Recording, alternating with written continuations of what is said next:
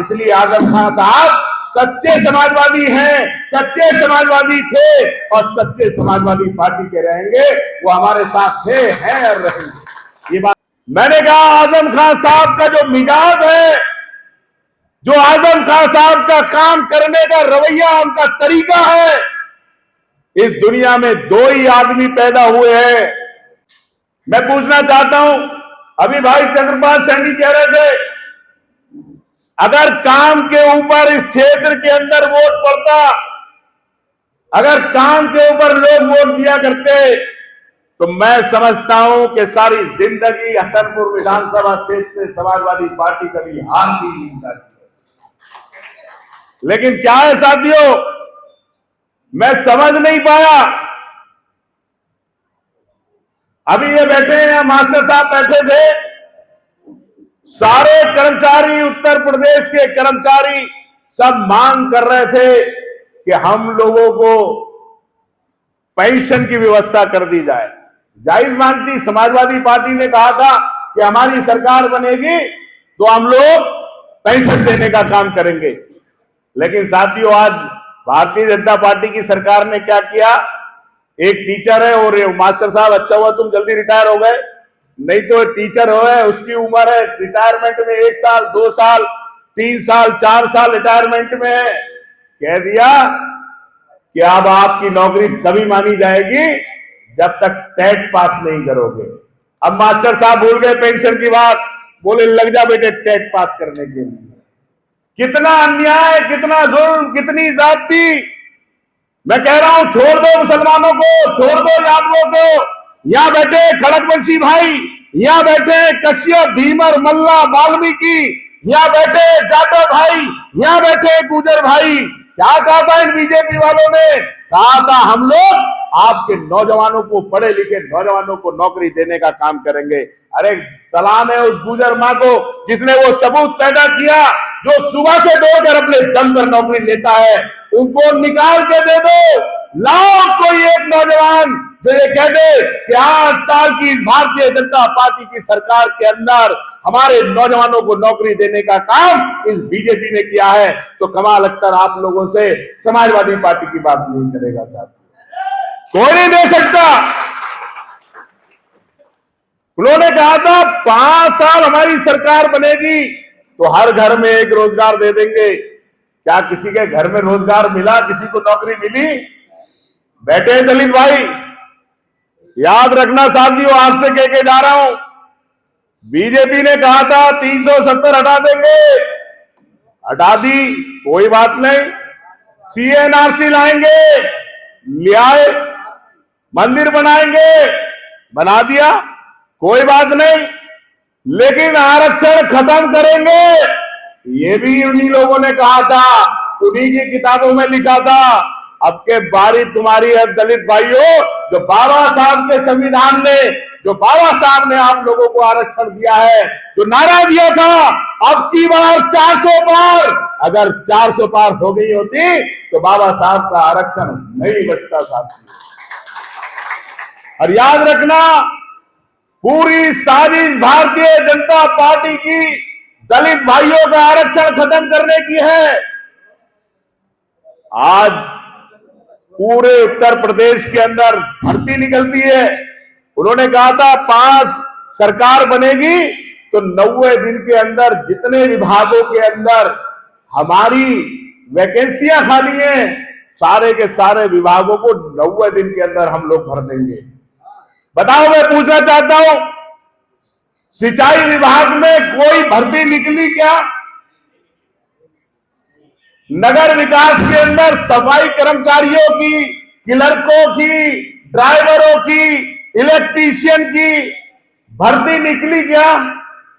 बिजली विभाग में लाइनमैनों की, मीटर रीडरों की, एसएसओ की, सीएसओ की नौकरियां निकली क्या? बताओ, आबकारी विभाग में नौकरी निकली हो, आपके दूसरे विभागों में नौकरी निकली हो, उत्तर प्रदेश का कोई विभाग ऐसा नहीं है नौकरी ना निकली हो। हमारे जाते हैं हरिजन भाई, वाल्मीकि भाई, आज नौकरी करते हैं जो परमानेंट कर्मचारी हैं, उनको सफाई कर्मचारियों को 80,000 वेतन मिलता है और हमारा कर्मचारी 12,000 रुपए नौकरी करने का काम करता है। अभी मैंने देखा एक अखबार के अंदर छपा कि वाल्मीकि समाज को बीजेपी के नेता सम्मानित कर रहे हैं। किस बात के लिए? किस बात के लिए सम्मानित कर रहे हैं? कि वाल्मीकि समाज की योगी जी ने नौकरी घोषित कर दी, वो छुट्टी घोषित कर दी। भाई मुझे ये बताओ, महर्षि वाल्मीकि की जयंती के ऊपर छुट्टी किसने खत्म की थी? यही भारतीय जनता पार्टी के लोग थे, इनकी सरकार थी। वाल्मीकि जयंती की छुट्टी इन्होंने खत्म की और माननीय मुलायम सिंह यादव जी ने, जिनकी हम श्रद्धांजलि बन रहे हैं, जब उनकी सरकार बनी तो उन लोगों ने आपसे कहकर जा रहा है कमाल अख्तर, उठाकर देख लो कि माननीय मुलायम सिंह यादव जी ने ऐलान किया कि हम लोग महर्षि वाल्मीकि जयंती के ऊपर छुट्टी करने का काम करेंगे। एक जमाना हुआ करता था, जो बड़े बड़े बैठे हैं गांव के अंदर, दबंग लोग प्रधान बना करते थे। कोई पंडित जी हुए, तकड़े धक्कर ठाकुर साहब हुए, चौधरी साहब हुए, खां साहब हुए या बड़े हुए, कोई पिछड़े का नंबर नहीं आता था, कोई कमजोर का नंबर नहीं आता था। क्यों? क्योंकि हाथ उठाकर प्रधानी का चुनाव हुआ करता था। अब चौधरी साहब के सामने कौन हाथ उठाएगा? खेत का रास्ता बंद, पानी बंद, लकड़ी काटना बंद, चारा काटना बंद, तो प्रधान दबंगी लोग बना करते थे। लेकिन पंचायत राज व्यवस्था को लागू करने का नाम माननीय मुलायम सिंह यादव जी ने किया और 27% आरक्षण पंचायतों के अंदर देकर पिछड़ों को, कमजोरों को, दलितों को प्रधान बनने का रास्ता साफ समाजवादी पार्टी और मुलायम सिंह यादव जी ने किया था। मैं आपसे कहना चाहता हूं, हमारे पत्रकार बंधु बैठे हैं, ये सोचते हैं कि अगर ये छापेंगे तभी समाजवादी पार्टी की गाड़ी चलेगी। कल एक कार्यक्रम हुआ हमारा मान्यवर काशीराम जी की जयंती। मान्यवर काशीराम जी की जयंती का कार्यक्रम, सैकड़ों लोग उस कार्यक्रम के अंदर थे। लेकिन अखबार उठाकर देखो तो ऐसे लगता था जैसे किसी चौपाल के अंदर हम लोगों ने मीटिंग करी हो और भारतीय जनता पार्टी का कोई आदमी कहीं सड़क पे खड़े होकर भी पूछ रहा है तो उसका भी इतना बड़ा फोटो लगाते हैं, इतना बड़ा। लेकिन याद रखना, ये जो सोशल मीडिया है, तुम्हारा अखबार जिले के अंदर 12,000 14,000 में होगी। ये जो सोशल मीडिया है, जब सोशल मीडिया के ऊपर पड़ता है तो 5-5, 10-10 मिलियन लोग देखते हैं और वो देखते हैं कि समाजवादी पार्टी ने माननीय काशीराम को क्या सम्मान दिया, माननीय मुलायम सिंह यादव जी, बाबा साहब भीमराव अंबेडकर, ज्योतिबा फुले, सावित्रीबाई फुले को क्या सम्मान देने का काम किया। इसीलिए लोग नहीं कहते आप लोगों को, आप तीसरा स्तंभ में आप अगर निष्पक्षता से लिखेंगे तो मैं दावे के साथ कह सकता हूं कि अगर भारतीय जनता पार्टी के एक एक विभाग के ऊपर आर्टिकल लिखोगे तो 6 महीने अखबार में दूसरी खबर लिखने के अलावा, बीजेपी की बुराई लिखने के अलावा कोई अच्छाई लिखने के लिए आपके पास आएगी नहीं साथियों। इसलिए मैं आपसे कहना चाहता हूं साथियों, मुलायम सिंह यादव जी को सच्ची श्रद्धांजलि यही होगी कि जो मुलायम सिंह यादव ने पूरी जिंदगी नारा दिया था, जिसकी जितनी संख्या भारी उसकी उतनी हिस्सेदारी। वो 80% लोग जो दबे हैं, कुचले हैं, पीड़ित हैं, वंचित हैं, वो दबे कुचले लोग, पिछड़े लोग, वो दलित लोग, जो मुलायम सिंह जी ने सपना देखा था कि सत्ता की बागडोर उन लोगों के हाथ में होनी चाहिए।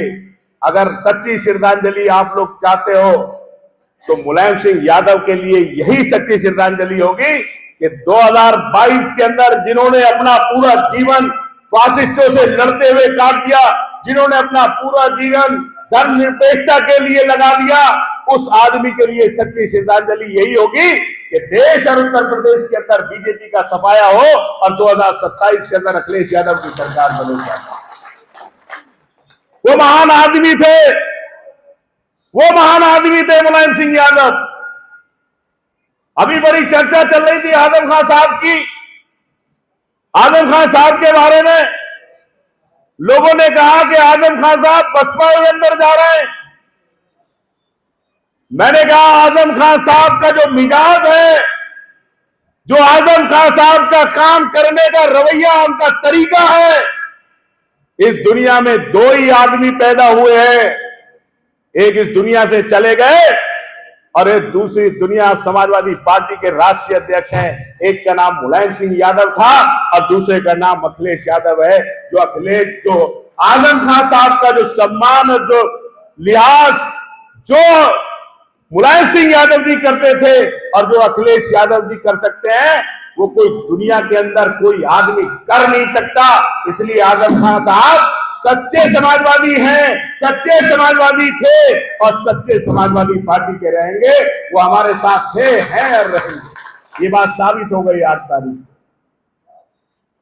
और एक बात और कहता हूं साथियों, आप लोगों से, आप चाहते हो विधायक जीत जाए आपका, आप चाहते हो आपकी सरकार बन जाए, आप चाहते हो कि आपका पासपोर्ट बन जाए। हमारे तुम्हारे टैक्स से जमा कराकर कहा कि फ्री के अंदर राशन मिलेगा, तो उसका इतना भारी असर हुआ कि उत्तर प्रदेश के अंदर सरकार बना दी। और राशन ने सरकार नहीं बनाई थी, बल्कि सरकार बनी थी वोट चोरी कर।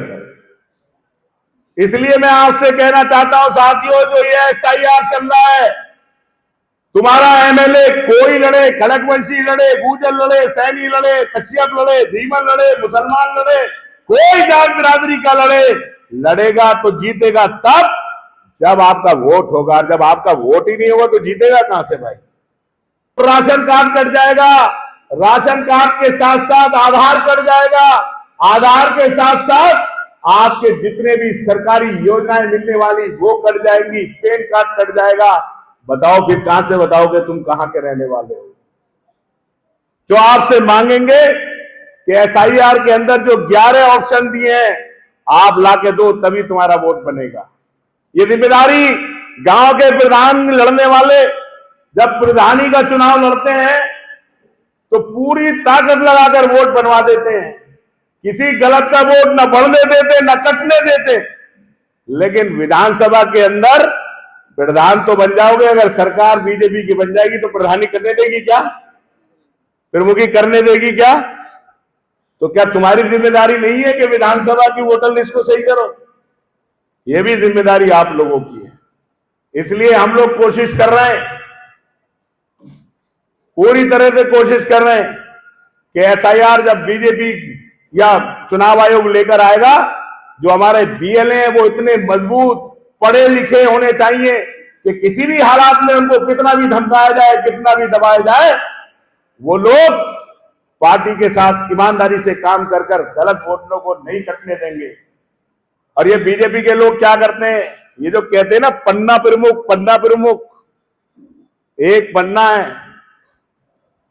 लेकिन हमारे यहां क्या है कि कमाल अख्तर ने ज्यादा जिसे कमवाया भैया वही काम करेगा, हम क्या काम करेंगे भाई? तो हमें तो ठेका ना दिलवाया भाई कमाल अख्तर ने, भाई हमें तो नहीं दिलवाया।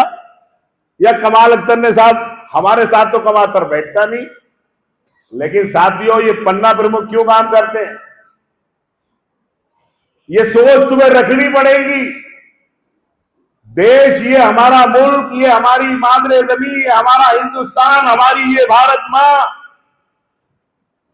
इसे आजाद कराने के लिए कितने लोगों ने कुर्बानियां दे दी, काले पानी खा दिए, 20-20 साल की सजा, फांसी की सजा। अगर वो सारे के सारे लोग ये सोचते कि यार हमें क्या मिलेगा, हम क्यों फांसी खाएं, और हिंदुस्तान को आजाद कराने वाले की कुर्बानियों की वजह से बोलता है। अगर कमाल अख्तर अपने मजहब को मानता है, हमारे हिंदू भाई अपने मजहब को मानते हैं, हमारे सिख भाई अपने मजहब को मानते हैं, वो भी बाबा साहब के दिए हुए संविधान और उन आजादी की लड़ाई लड़ने वालों की कुर्बानियों की वजह से मानते हैं। ना संविधान होता, राजशाही होती, लंगड़ा, लूला, अंधा, कांगड़ा जो रानी के पेट से पैदा होता वही आपका राजा होता। अगर बाबा साहब भीमराव अम्बेडकर ने हमें संविधान दिया तो आज हम अपनी मर्जी का एमएलए, अपनी मर्जी का एमपी और अपनी मर्जी की सरकार बनाते हैं।